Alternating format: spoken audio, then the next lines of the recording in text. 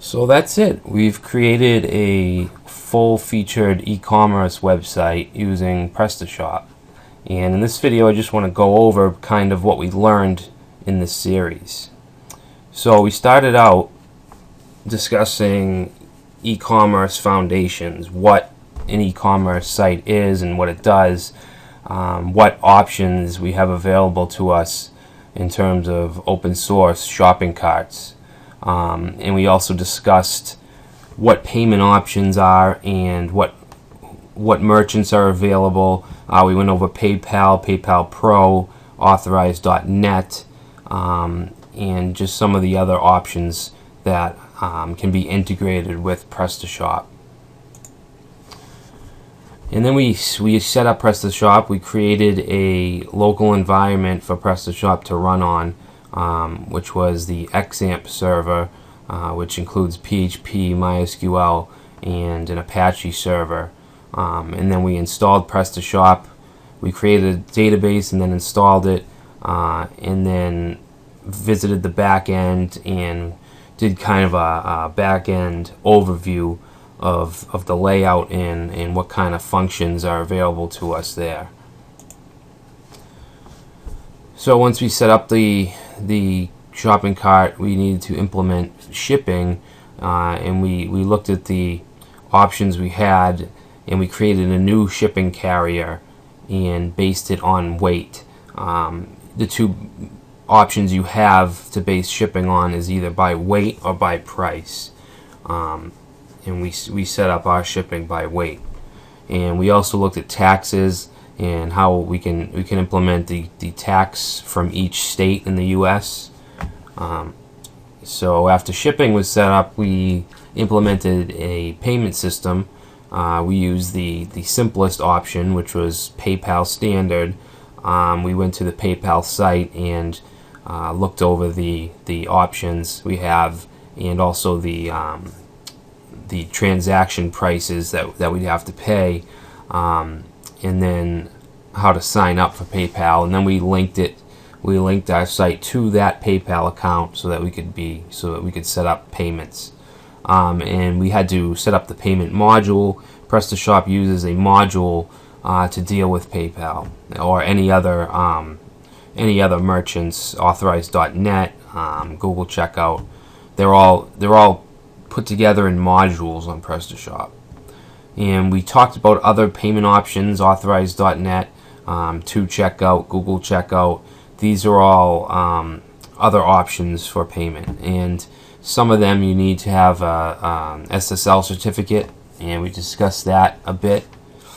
And once we got the payment in place, we went over admin functions, product management. We created categories.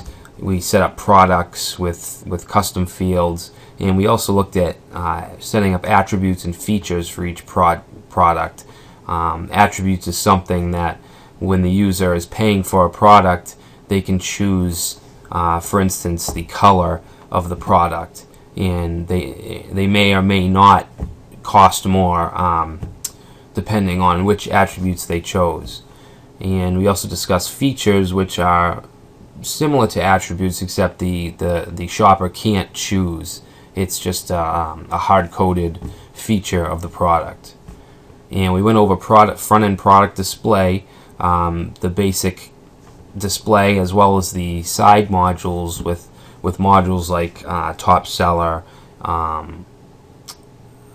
featured products, latest products. So the default template that comes with Prestashop actually has some pretty good areas of display for products.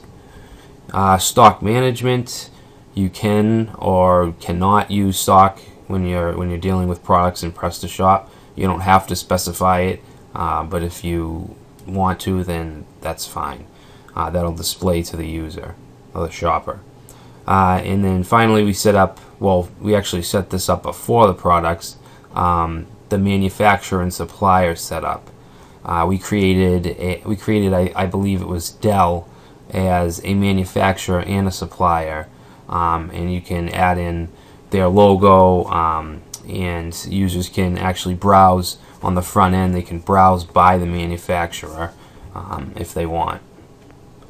The next thing we looked at was customer management and how you can manage the customer in the back end as far as adding customers, editing their information, their address, and so forth. And we also looked at shopper groups. We could actually create special groups for certain shoppers. Maybe they spent a certain amount and then they get put into a group or something like that. And we looked at address management. You can actually create multiple addresses for customers and specify if it's a shipping address or a billing address, and so forth. And we also discussed the promotions, which are pretty much deals that we can offer. You can give a customer a special code to input, and that'll save them either a percentage or a fixed amount.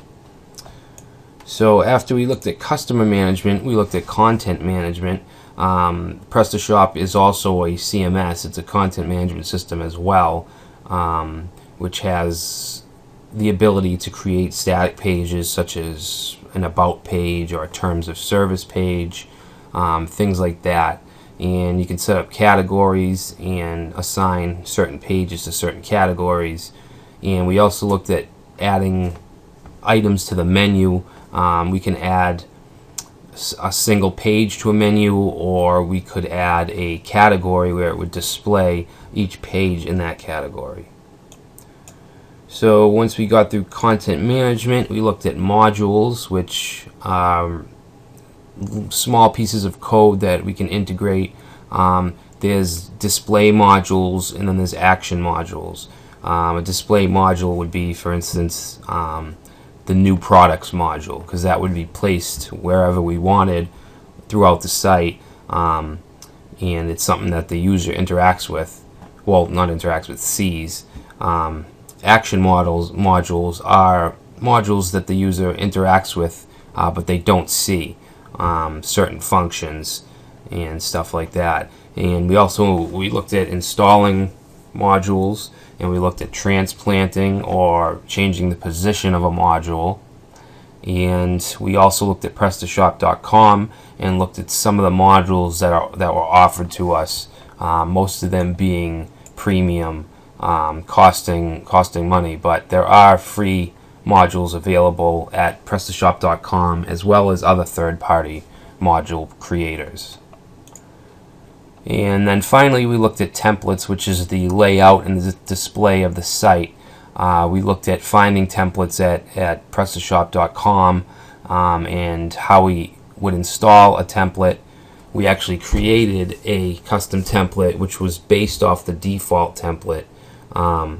So I used that because it used the same properties as the default template, so there wasn't too much configuration that needed to be done.